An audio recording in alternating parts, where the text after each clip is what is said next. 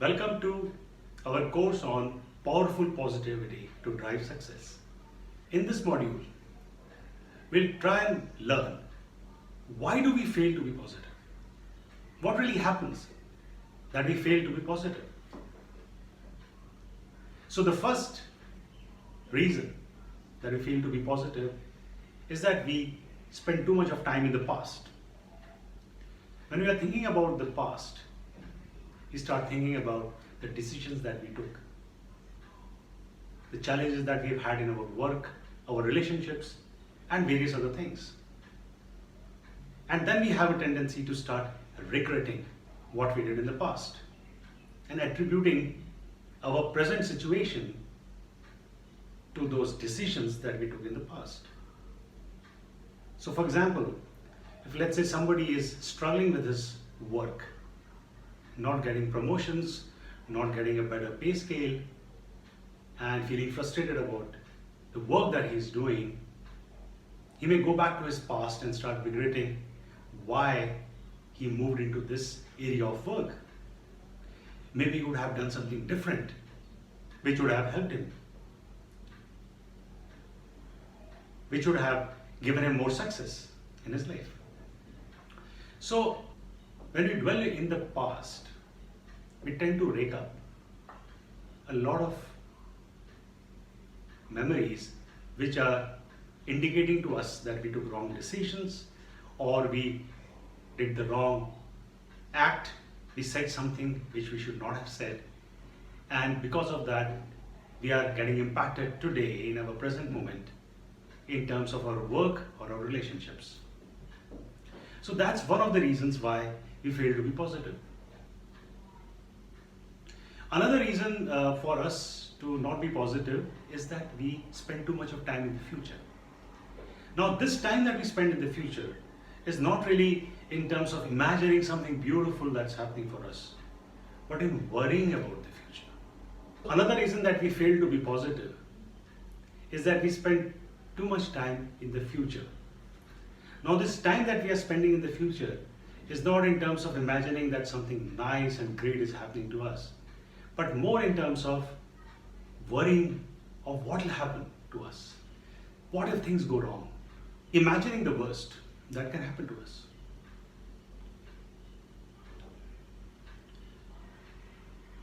Now we have a lot of tendency to move to the future because we are working towards a future goal. What you are doing in your present is towards something that you want to achieve in the future. So it's very natural for us to keep moving into the future and thinking of what will be the outcome of the hard work that I'm doing right now. How will this shape up? How will that relationship in which I'm investing right now, how will that turn out? So these thoughts cause us to start imagining the worst. What if? What if the relationship fails? What if my work doesn't get completed on time? What if it's not accepted by the stakeholder? What if my health doesn't improve despite me doing all these exercises and eating healthy food? So these what ifs start making us feel negative about our present situation, about what is going to happen to us.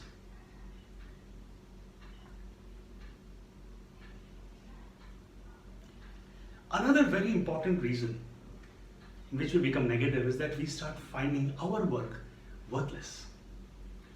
And it's amazing to see that people who are doing good work seem to feel that they're not doing enough. It's not adding value to them. They're not enjoying it. It's repetitive. It's stagnating. It's not helping.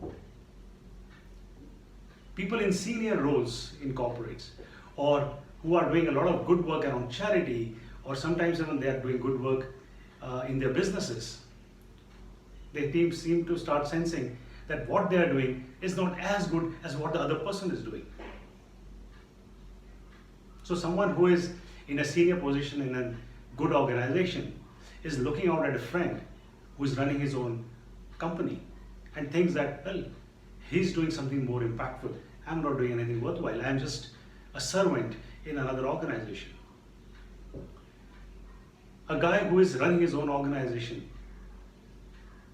is looking back at his friend who's working in an organization as a leader and thinks that how relaxed this guy is. I mean, he's enjoying what he's doing. He's not having to worry about ensuring that his business survives. And he's doing something which is better than what I'm doing. So we start thinking that the other person's job is better, more worthwhile. The other person is more happier. Other person is more fulfilled. But usually that's not the case, because the other person is looking at us and thinking that we are doing something better. So when we start looking at other people and we start deciding that they are doing something which is more worthwhile, which is something more happier, more purposeful than what we are doing, then we start finding our work not good enough. And that can be a big reason for feeling negative, for having negative feelings. One more important reason for being negative is to be having a bad lifestyle. Health plays a big role in us being positive. So the kind of food we eat, the kind of hours we keep, the kind of exercise that we do plays a very big role in how positive we are or how negative we are.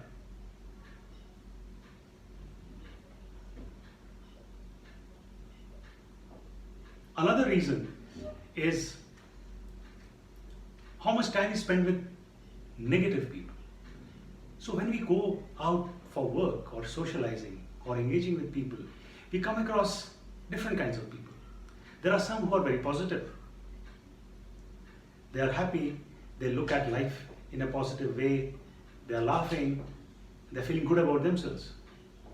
And there are another set of people who are criticizing others, feeling bad about themselves, and generally being negative. Now we don't realize this, but sometimes we get stuck in engagements with negative people. And these negative people start pulling us down without us realizing it. Even if we try to be positive, they will start pushing us back to thinking negatively, to criticizing others, to looking in a very morose and sad way at the present situation, or being fearful of what is going to happen to all of us in the future. These negative influences can definitely pull us down and make us negative. And lastly, and most importantly, we also tend to get negative when we are faced by too many stressful situations. So let's say you are in a workplace where there's a lot of stress. Maybe you are having a very difficult engagement with your boss. And your boss is not happy with you and is pushing you all the time and making you stressful. This kind of a stressful situation can also make you negative. Now let's look at a very important concept. And this is called as the circle of concern and the circle of influence. Now in our lives, there are a lot of things that happen around us which are not in our control. For example, the weather, or the traffic, or your boss, what is his mood, or the stock market. Now these are things which are not in your control. And these are what we can call as areas of concern. Because the best you can do in this area, or while thinking about these things, is to be concerned. You can't do much to control them. They are not areas which you can control beyond a point. All you can do is be concerned about those areas. And there are certain things in your life which you can control. For example, your behavior, the way you react to a situation, the way you look at a situation, the way you dress up, how much hard work you are doing, how you are able to manage your emotions, and how you are able to use your soft skills when you are engaging with people. This and many others are those which are in your control. Now, we tend to start dwelling on areas which are not in our control, and we start worrying about them. Now, when we move into the area of concern, which is those things which are not in our control, then we start worrying, we start fearing, we start imagining the worst that can happen to us. So let's say you go to your office in the morning and you find that your supervisor is in a bad mood, and you have to get some very important thing approved by him. Now you start worrying that how will you convince him to approve this important and take this decision. Now this is not in your control, but you end up wasting a lot of your time worrying about the situation. Now on the other hand, if you move into your area of control and you think about what can you do right now, what action can you take to manage this situation. So maybe you could go inside and have a different kind of conversation with your boss, understand what is going on in his mind, and then take a decision whether you want to take the approval now or maybe a day later. But whatever you do is in your area of control. So if you focus on that, then you will be acting on it and you'll be staying positive. So as long as we are in the area of concern, we'll stay negative in our thinking. The moment we shift into the area of control, we start becoming positive, more action oriented, and more purposeful in our work. And this is a key difference between positive thinking people who stay in the area of control and negative thinking people who stay in the area of concern.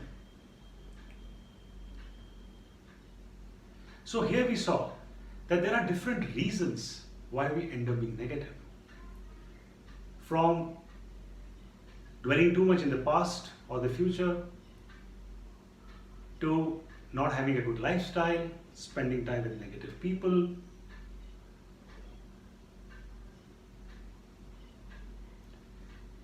finding your work as worthless, and seeing others better than you. So with this, we get a very good understanding of what kind of an approach, what kind of a mindset makes us negative.